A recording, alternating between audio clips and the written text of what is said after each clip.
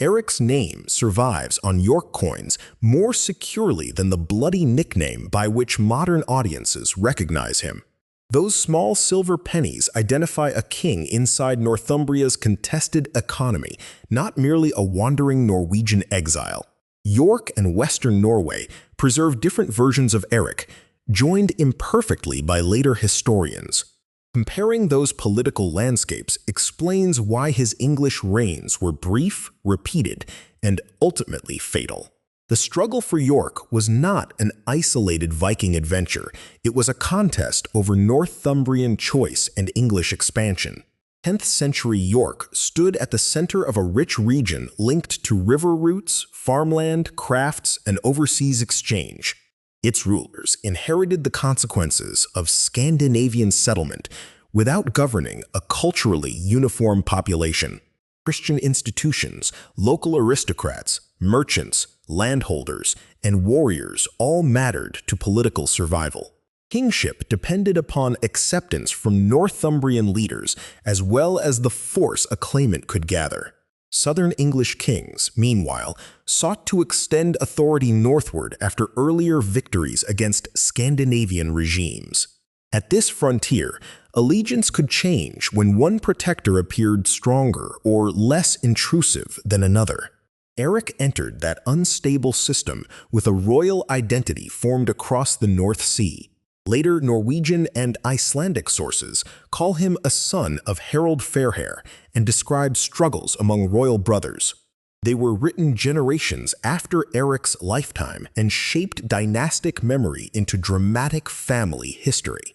Near contemporary English records say much less about his origins, but they place a King Eric in York. Whether every later Scandinavian detail belongs securely to that same man has prompted scholarly debate. Most historians accept the identification while recognizing that the bridge between source traditions is not perfectly documented. The nickname Bloodaxe appears in later Norse literature, not on his English coins or in contemporary annals. It encourages a biography centered on fratricide and ferocity, precisely where the evidence is weakest. Eric's earlier Norwegian kingship is difficult to date and reconstruct. Saga tradition presents him succeeding Harald before being displaced by his brother Håkon the Good. Skaldic material and later historical synthesis support a royal conflict, though they do not validate every narrated killing. Håkon's success probably forced Eric toward the maritime networks connecting Norway, Orkney, and Britain. Exile did not make a royal claimant powerless if he retained ships, followers, reputation, and external partners. York offered more than refuge because Northumbrian elites periodically sought rulers able to resist southern domination. The Anglo-Saxon Chronicle records that the Northumbrians accepted Eric as king in 947. King Edred of Wessex had already received their submission, making this choice an open challenge. Edred responded by campaigning in Northumbria and devastating territory, including the area around Ripon. On the return journey, his army suffered an attack, showing that royal punishment did not produce effortless control. The Chronicle says Edred threatened further destruction until Northumbrians abandoned Eric. This account came from the West Saxon political world and presents northern behavior as repeated disloyalty. Its hostility is useful evidence for conflict, but not an impartial description of Northumbrian motives.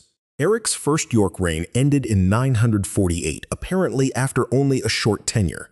Olaf Siftriksson then reappeared in Northumbrian politics, demonstrating that Eric was one claimant among several. York's leadership was testing alternatives under pressure rather than committing permanently to a foreign dynasty. Changes at the top affected taxation, military service, minting, landholding, and protection for religious houses. Ordinary inhabitants did not vote on royal strategy, yet they supplied the resources each regime required.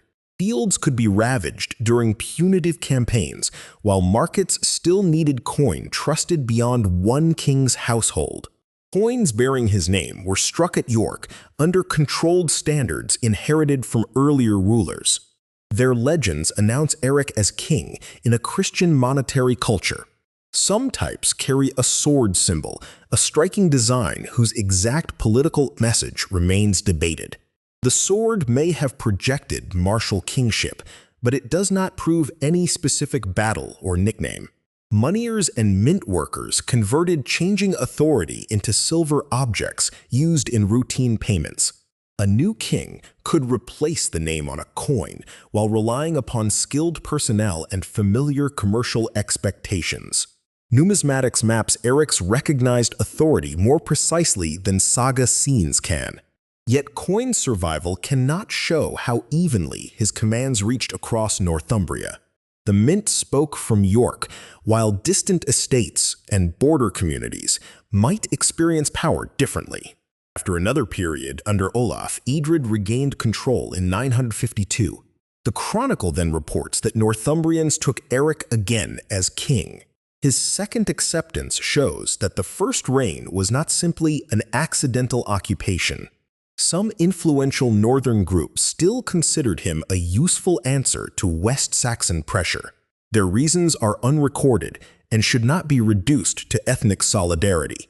Northumbria contained people with varied ancestry, legal traditions, ecclesiastical loyalties, and political calculations.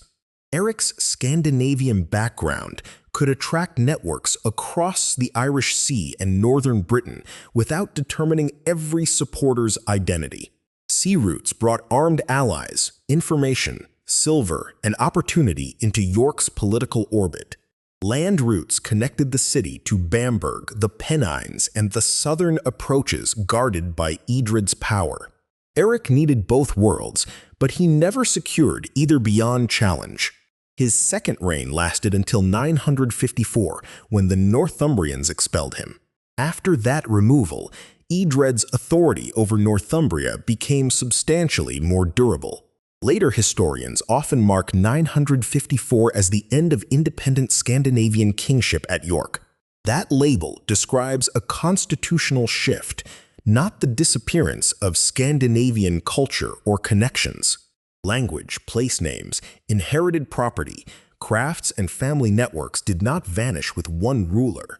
The political office changed faster than the society beneath it. Eric's death is known through sources later than the brief chronicle notices of his reign. A northern historical tradition says he was killed on Stainmore by a man named Maccus. Stainmore crosses the Pennines along a strategic route between York's region and the northwest.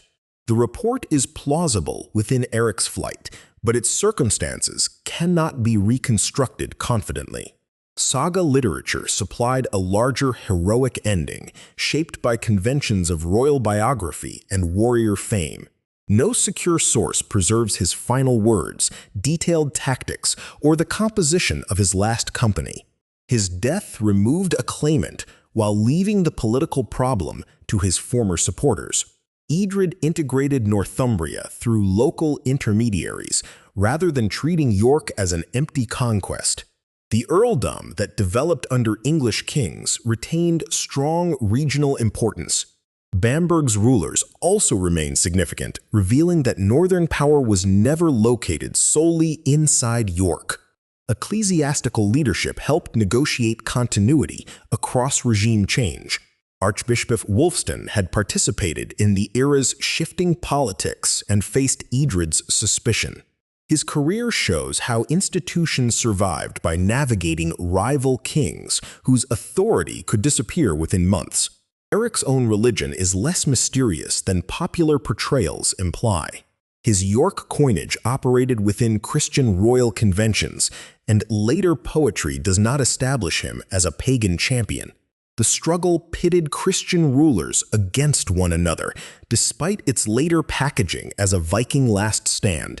Violence followed competition for tribute, territory, allegiance, and strategic security, rather than a simple religious frontier. York's archaeological layers reveal a busy urban community continuing across political transitions. Craft debris, buildings, imported goods, and burials illuminate lives that royal annals compress into rebellion. Archaeology cannot assign every layer to Eric's short reign, which is itself an important limitation. His political footprint was sharp in texts and coins, but shallow in securely attributable construction. That imbalance explains why the saga personality has often overwhelmed the historical ruler. Stories provide temperament and drama where contemporary records offer dates, expulsions, and minted names. Careful portrait must resist filling those gaps with the later nickname. Eric was dangerous enough to be accepted twice and vulnerable enough to be removed twice. That pattern points toward conditional Northumbrian kingship rather than personal invincibility. Local elites had agency, although their choices were constrained by Edred's capacity for destructive retaliation. Southern victory likewise required negotiation, because devastation alone could not operate mints or administer estates. The secure sequence is compact: acceptance in 947, expulsion in 948, restoration in 952, and final removal in 954. Around that sequence lie uncertain Norwegian memories, debated alliances, and a death reported outside contemporary annals.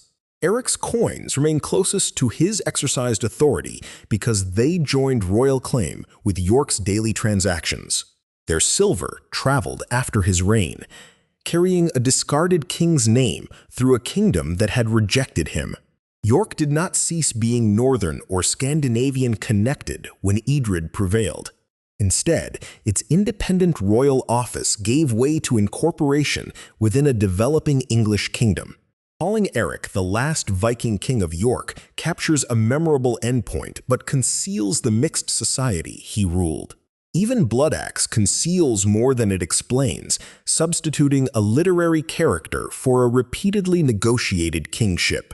Eric's real struggle was fought through acceptance, coinage, expulsion, and regional survival under expanding English power.